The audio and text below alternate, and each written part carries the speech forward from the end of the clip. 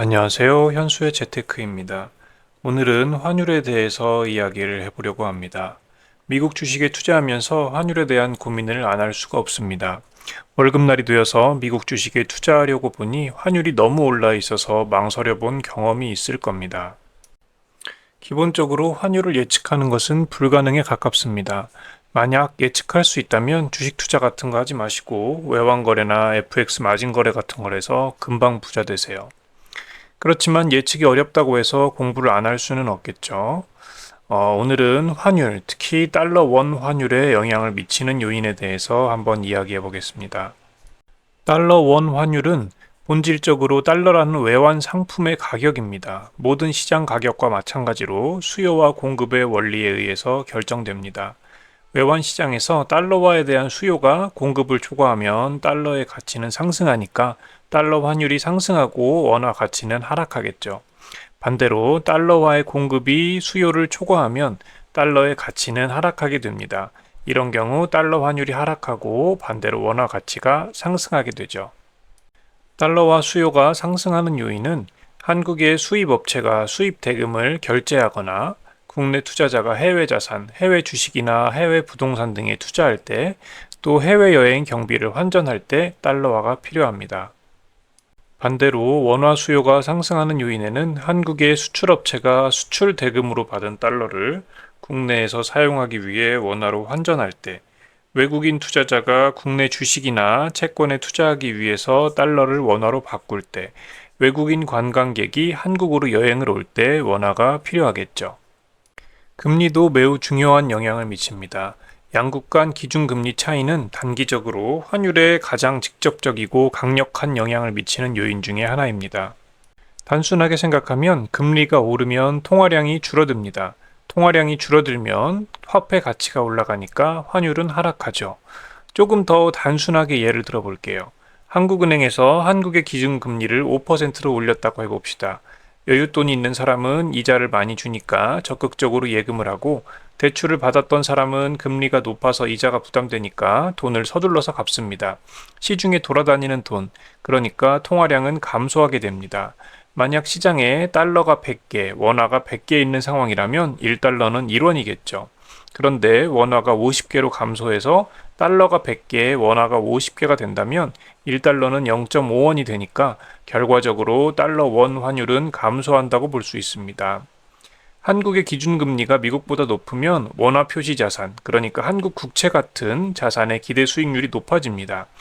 이는 더 높은 수익을 추구하는 국제 자본의 유입을 유도해서 외국인 투자자들은 달러를 팔고 원화를 매수하게 됩니다. 이 과정에서 원화에 대한 수요가 증가해서 원화 가치가 상승하고 달러 원 환율은 하락하게 됩니다. 반대로 미국의 기준금리가 한국보다 높거나 그 격차가 확대될 경우에 자본은 더 높은 수익을 찾아서 한국 시장에서 이탈해서 미국으로 가게 됩니다. 결국 이 얘기는 원화를 팔고 달러를 사려는 달러 수요를 증가시키니까 원화 가치가 하락해서 달러 원 환율은 상승하게 됩니다. 2022년부터 미국 연준의 공격적인 기준금리 인상은 한미 간 금리 격차를 역대 최대 수준으로 확대시켰습니다. 현재도 2%가량 기준금리 차이가 납니다.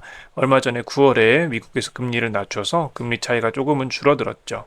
이로 인해서 원화를 팔고 달러를 사려는 압력이 발생했고, 달러 원 환율이 1,400원을 상회해서 1,500원 가까이 가는 등 원화의 약세가 심화되는 주요 요인으로 작용했습니다. 금리로 인한 환율의 변동을 볼 때 단순히 금리 격차만 봐서는 안 됩니다. 기본적으로 환율은 현재의 금리 수준보다 미래의 금리를 선반영해서 움직이기 때문입니다. 패드워치에서 금리 인하 확률이 변할 때 환율도 같이 움직이는 것을 볼 수 있습니다. 또한 금리가 변하는 이유도 중요합니다. 예를 들어서 미국의 견조한 경제 성장과 수요 증가로 인해서 금리가 인상되는 경우는 한국의 수출에도 긍정적인 영향을 미쳐서 원화 가치 하락을 일부 상쇄할 수 있습니다. 그러나 경기 둔화 속에서 오직 물가 안정을 위해서 금리를 인상하는 경우, 이런 경우를 우리는 스태그플레이션이라고 부르죠. 이런 상황에서는 상쇄 효과가 없기 때문에 원화 가치에 더 큰 충격을 줄 수도 있습니다. 또한 환율은 국가의 국력을 상징하기도 합니다. 한국의 경제 성장률, GDP 증가율이 미국보다 높으면 한국 기업의 경쟁력이 강한 것이고, 이는 한국 주식시장의 매력도를 높여서 외국인 투자를 유치하게 됩니다. 이러한 자본 유입은 원화에 대한 수요를 증대시켜서 원화 가치를 상승시키는 압력으로 작용합니다.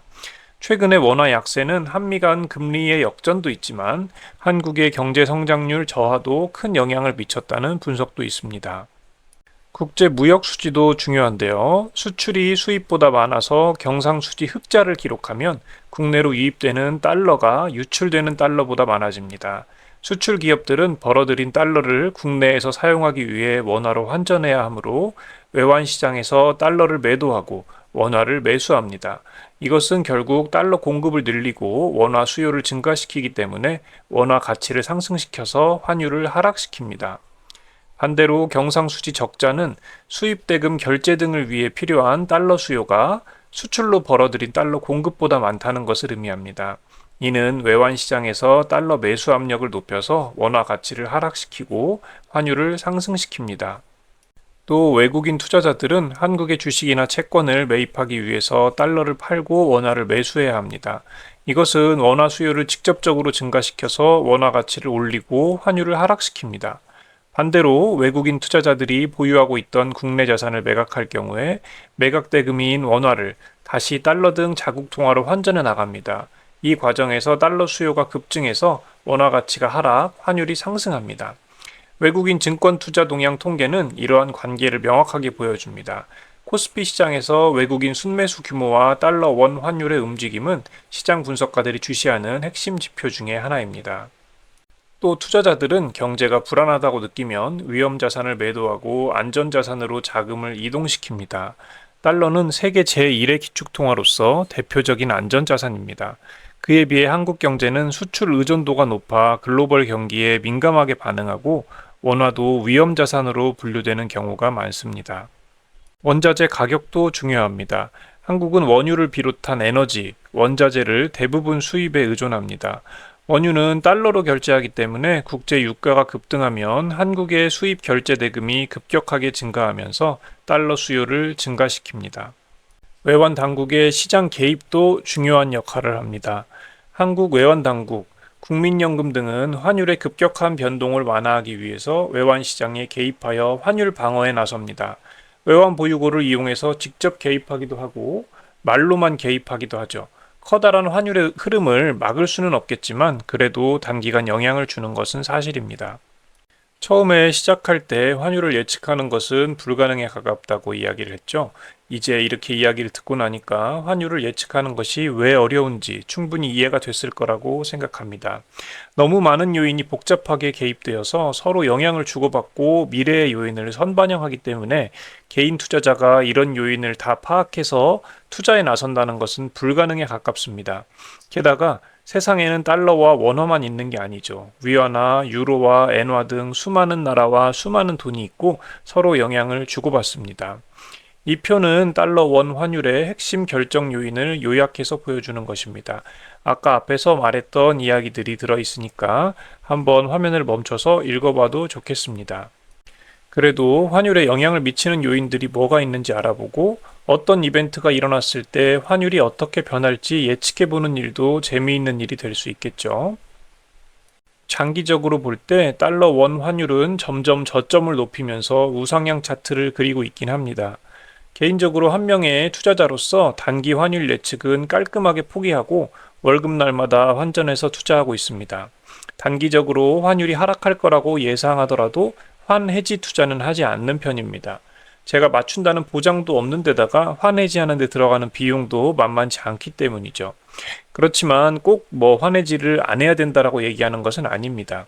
그래도 투자하기 전에 앞서서 환율의 방향을 한번 예측해보고 또 환해지를 선택할지 환 노출을 선택할지 충분한 고민은 해봐야 된다는 겁니다. 그럼 당신의 성공적인 투자를 기원합니다. 시청해주셔서 감사합니다.